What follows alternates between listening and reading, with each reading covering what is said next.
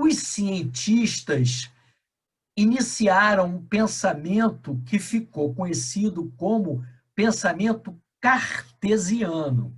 Portanto, um pensamento linear, fragmentado, reducionista, no qual acreditava-se que, ao pegar uma organização, um corpo, uma vaca, um ser humano, uma academia, uma universidade, e pegasse esse corpo e o dividisse em partes cada vez menores e estudassem cientificamente cada uma dessas partes profundamente, poderia-se conhecer aquele corpo, aquela organização, de uma forma mais científica, de uma forma mais aprofundada.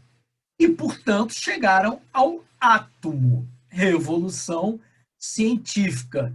E, portanto, esse pensamento reducionista, fragmentado, linear, também ficou conhecido como pensamento atomístico.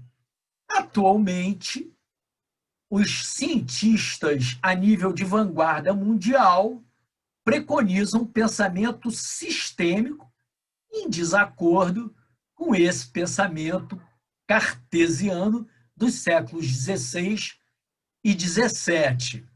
Sendo assim, o pensamento sistêmico ele é global, integral, ecológico, contextual, onde um todo é mais do que a soma das partes que o constituem, conforme o sociólogo francês, filósofo, ainda vivo hoje com 93 anos, Edgar Morin, que em sua obra de 2015, Introdução ao Pensamento Complexo, na página 85, escreveu essa célebre frase que eu vou repetir, abre aspas, um todo é mais do que a soma das partes que o constituem. Edgar Morin foi quem primeiro cunhou esse termo pensamento complexo. O filósofo francês, na década de 70 e 80, portanto, ao longo de 20 anos, escreveu um compêndio de 6 livros intitulado O Método. E o método nada era mais do que o método da complexidade. Mas, enfim, o que significa essa palavra complexidade? O termo é oriundo do latim complexus, que significa o que é tecido junto, num olhar simplificado. Num olhar mais aprofundado, a complexidade é o conjunto de eventos, de reveses que constituem o nosso mundo indestrinçável. A complexidade abarca o paradoxo do uno e do múltiplo, do certo e do errado, do belo e do feio, do largo e do estreito, do alto e do baixo, enfim, todas as contradições que permeiam o nosso cotidiano, o nosso dia a dia. O pensamento sistêmico também é preconizado por Fritjof Capra, cientista que constitui um grupo de vanguarda mundial, ele, um físico, PhD da Universidade de Viena, na Áustria, que hoje atua na Universidade de Berkeley, num departamento que ele criou, intitulado Alfabetização Ecológica, conforme o seu livro, que é um best-seller. Fritjof está dirigindo e implantando e implementando a alfabetização ecológica no sistema de ensino das escolas dos Estados Unidos da América. Portanto, em resumo, a partir do advento da física quântica, todas as leis da física caíram por água abaixo e o pensamento analítico migrou para o pensamento sistêmico. Eu costumo dizer aos alunos que a menor distância entre dois pontos, hoje, não é mais uma reta, quando um dos pontos é a pessoa e o outro é o sucesso.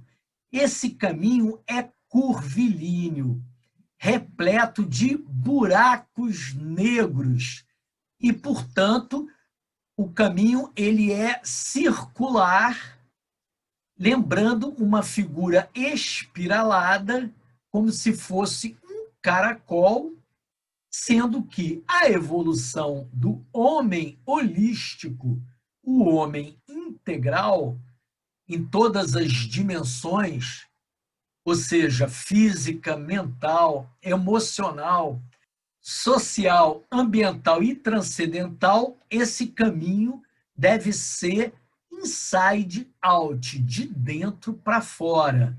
Portanto, se você quer mudar o mundo, se você quer mudar o Brasil, comece por você, de dentro para fora. Há que ter uma evolução nos aspectos também da inteligência emocional, da inteligência interpessoal, que é a inteligência de lidar com o outro, e principalmente da inteligência intrapessoal, que é uma das mais difíceis, que é a inteligência de lidar consigo mesmo.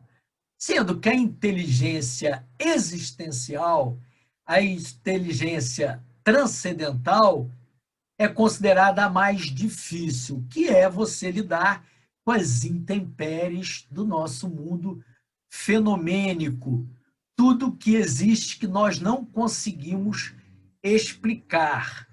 Outra revolução por demais significativa é a Revolução Industrial, que ocorreu a partir da Inglaterra no século XVIII, portanto, logo a seguir da Revolução Científica.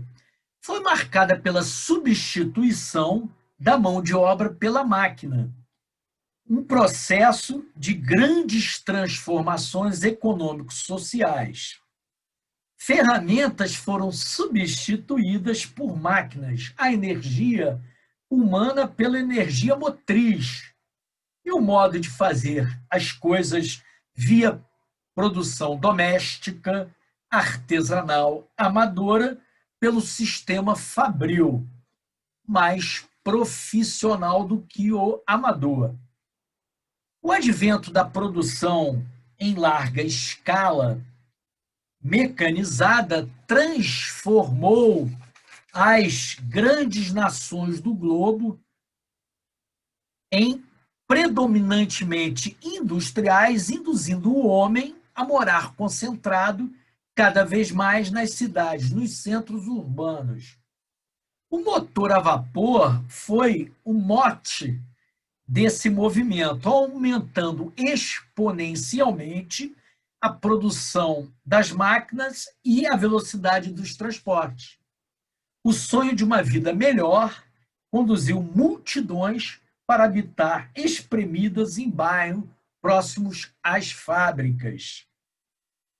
Os subúrbios, cujos apertamentos eram mais apertamentos, fazendo uma analogia esdrúxula com a péssima qualidade de vida a que foi impelida homens, mulheres e até crianças. Imaginem, as jornadas de trabalho chegavam ao cúmulo de ir até às 23 horas da noite, inclusive aos sábados, conforme documentos do Museu Britânico, de acordo com Karl Marx, que descreveu algumas vezes em sua extensa obra literária.